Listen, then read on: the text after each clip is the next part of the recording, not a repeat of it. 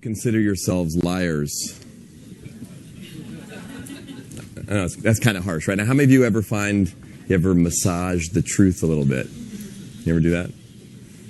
So my session is on authenticity in the workplace, and one of the things that's good for us to take a look at when we're talking about authenticity is sometimes where and why and how it can be difficult.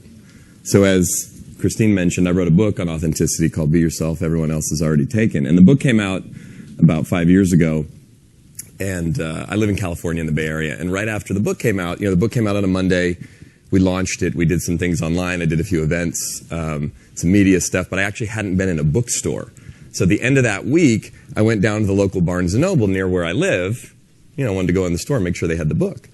And what my publisher had told me was not only was Barnes & Noble supposed to carry the book, but they were going to be featuring it up front. So I go in the store and I'm looking for it and I don't see it. And I'm getting kind of stressed out, like, where is it? And I was going to go ask someone, and out of the corner of my eye, I saw it. In the store, they had kind of a circular display in the middle, and it was for all the new releases, and mine just happened to be on the back side. That's why I couldn't see it. So I go over to it, and I pick it up, and it's the first time I see it in a bookstore, and I'm standing there, admiring my own book. It's kind of a proud moment, and then I start to have this conversation in my head, like, should I buy one? Now, I know that sounds kind of narcissistic and self-absorbed, right? And it is, but here's what I had learned. It was my second book. When my first book came out, some of my mentors in the publishing world had told me this that I didn't know, is that essentially the books in the store, they're on consignment. Meaning if no one buys them, they send them back. So what they told me, Mike, it's all right, especially when it first comes out. You can pick up a copy or two in the store, sort of help the cause. And I had done that a couple times in my first book, but this is now my second book, and I was feeling like this is kind of obnoxious. So I debate for a while in my head, and then I decide, the heck with it. It just came out. I'm excited. I'm going to buy one. So I pick up the copy, and I get in line. And as I'm standing in line, I tell myself when I get to the front, I'm going to tell the person at the front, it's my book. It just came out. I'm kind of excited. Anyway, as I get closer, I'm getting more self-conscious, right? Anyway, I go to the front. I put the book down on the counter. Before I can say anything, the woman behind the counter says to me, "Oh, we've been selling a lot of these." I say, "Really?" And then she asked me a question, totally threw me off. She said, "Did you see this guy on TV or something?" Because I had done a couple local TV interviews, and I don't know why her question sort of baffled me. And here's what I said. No, he's a local author. I just want to support him. That's what I said, right? I don't know if this ever happened to you. As it was coming out of my mouth, I'm like, what is that? And I'm standing there mortified. I can't believe what I said. I can't even recover and say anything else. The woman has no idea it's my book, but she's obviously looking at me weird because I'm looking at her weird. All I could do is reach into my wallet to pull out my credit card with my name on it. And I pay for the book really fast, and I run out of the store, and I'm literally standing in front of the Barnes & Noble looking at my book going, I wrote a book on authenticity, and I just lied to that woman. That's how it happens, right? It's not like we wake up in the morning and say, I'm going to lie to people, I'm going to deceive them. But in the course of our day, in the course of our life, particularly in our working life, in our professional life, we have a tendency to massage the truth. And mostly it's not malicious. Mostly it's not malintended, but it starts to create problems for us in our relationships, in the work that we do. And one of the contexts of this conference, and Soren talked about it yesterday when we kicked things off, is that this conference is really about authenticity for all of us. How do we bring our personal life, our spiritual life, our personal practice, whatever that means for us, and integrate it with our work life? And everybody here, at some level, has a deep commitment to that. But it's one thing to want to be authentic, it's one thing to espouse to be authentic, and it's a whole other thing to actually practice it. Because authenticity, like mindfulness, and they're very related, is a practice. So we've been talking about it a lot over the last day and this morning, authenticity, but what does that actually mean? When you think of authentic, particularly authenticity in the workplace, what do you think of? Just shout out some things what does that mean to you? Walk your talk, honesty. Congruency, transparency, genuineness, consistency with values, showing up. Absolutely. So there's a lot of different ways we could describe it, and most of us sort of understand what it means. However, it manifests itself very differently, as you may notice.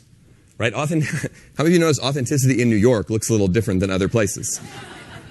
Right? I'm from San Francisco. It looks different in San Francisco. I gave a speech actually at a conference a couple years ago. This was in San Francisco. I was speaking about authenticity, and after I get done, I'm in the back, I'm sitting at the table, and a woman comes up to me, she makes a beeline right over to me, and she gets right in my face, and she says, I'm authentic all the time. And she was like upset, right? And I was like, what's the problem? And she said, well, I've lost some jobs because of that. And I said, really? Now, I didn't know her, but I was getting a very strong sense of her in that moment. And I looked her in the eye and I asked her a question. I said, now tell me the truth. Is it authentic or obnoxious? And she was like, all offended. I said, hold on, sorry. I'm not trying to offend you. In fact, I'm not even attempting to judge you. I'm just curious. What do you think? And she said, well, maybe a little bit of both. I said, I appreciate the honesty. And I told her, I said, look, I don't know for sure, but I've been doing this for about a decade and worked with lots of different organizations and leaders and all different types of companies, big and small. And I said, I bet it was the obnoxious that got you fired, not the authentic. Because I said, in all my years of doing this, I've never had anyone say to me, you know what, Mike, we fired her because she was way too real. So authenticity is about realness. It's about genuineness. Right? And I always think of it like this on a continuum. This side of the continuum, phony, inauthentic. We all know what that looks like. We know what that feels like. It's not simply just lying or making stuff up. That may be one. It's being not in alignment with who we are. It's selling out on ourselves. It's at times not speaking up. It's not being true. And again, without judging ourselves, it's painful though, right? To be in that place. And it's not sustainable to build relationships from that place of phoniness. We see it in other people. I loved what Congressman Ryan was talking about because it's so easy for us. We judge politicians. We judge all kinds of people that we see. We judge leaders in organizations. He's not authentic. She's not authentic. We'll see it over there. But we also got to take a look within ourselves. And while we don't usually hang out too much in that inauthentic, phony place, we start to move along the continuum to a place in the middle, this is where honesty lies. Now, honesty's good, right? Honesty's the best policy. We all know that. But how many of you in the course of your life, particularly in your business life, have ever had an experience where you've been honest and it's created a problem? And then someone said to you, don't be that honest. Oh, and then you start to learn. Okay, that's where we start massaging the truth. I'm supposed to be honest this way with my team. I'm supposed to be honest this way with my clients. I'm supposed to be honest this way with that person, but not with that person. We start trying to figure it out. And while it all makes sense, and we all do this intuitively or consciously, we kind of oscillate between phony and honest, and there's really not a lot of freedom if we really look at it between those two aspects of the continuum. A lot of organizations that I work with, when they bring me in, they say, Mike, we want to have more honest conversations. We want to be more comfortable with difficult conversations. People are too passive aggressive. Or in some cases, like people are too blunt and straightforward. That's not often the case, but and I often say, well, we're hanging out on this side. What you want to do is move past honesty to this place of authenticity. And what's that? What that is, and it's very simple, but it's not always easy. We have to first and foremost remove our self-righteousness from our honesty. How many of you, like me, have lots of opinions? Lots of opinions. How many of you, like me, think your opinions are right? Yeah. It creates a problem. Congressman Ryan was actually just talking about this in a really beautiful way. And we see it in politics. We get very self-righteous about our political opinions. And look, we're entitled to them. We're passionate about them. There are serious problems in our country. There are serious problems in our world, in the organizations you work with or consult to or whatever the work you do. There are problems there. You have passionate opinions about those problems. That's fine. It's not about taking away your passion. Goldie was talking about it as well. It's not about that. But when we have that self-righteous piece, it separates us from other people.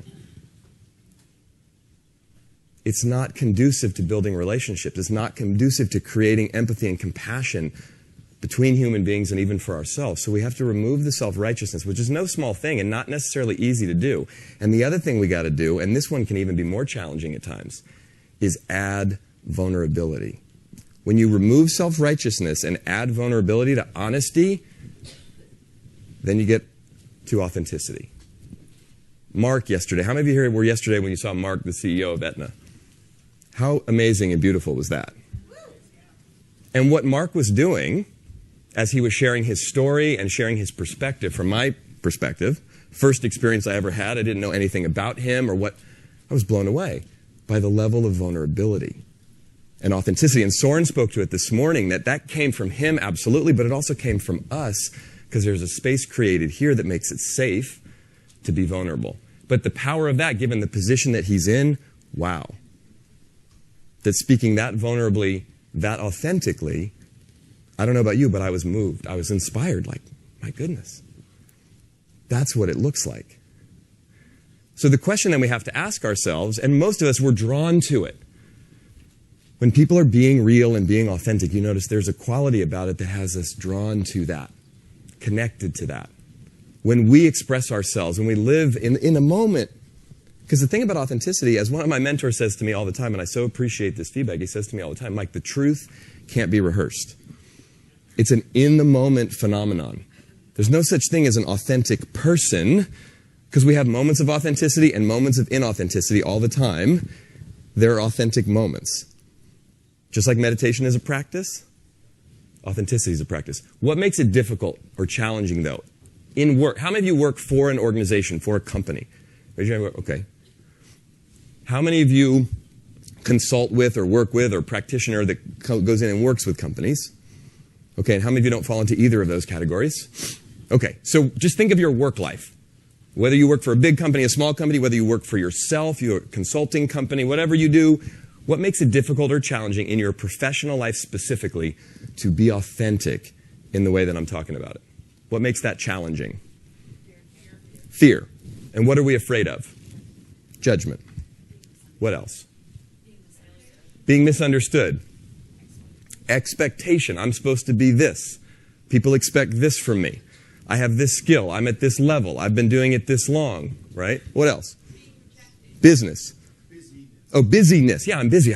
Look, I'd love to have an authentic conversation right now. I got to get some stuff done. Boom. Being rejected. Hurting feelings. Yeah. Rocking the boat. Making someone angry. Hearing no. Being seen. A lot of stuff gets in our way. And it's understandable. It's absolutely understandable that that stuff gets in our way. The thing we got to take a look at for ourselves, and this is where the courage comes in, this is where the vulnerability comes in. Are we willing to step past that place where it's a little scary and be authentic anyway? Because that's what it takes. It's easy for us after the meeting to go debrief and talk about, here's what I wish I would have said, or here's what they should have said, or you go to the meeting and then you go to lunch and then you talk about what you really think. That's an easy conversation. The harder one is to have that conversation in the room.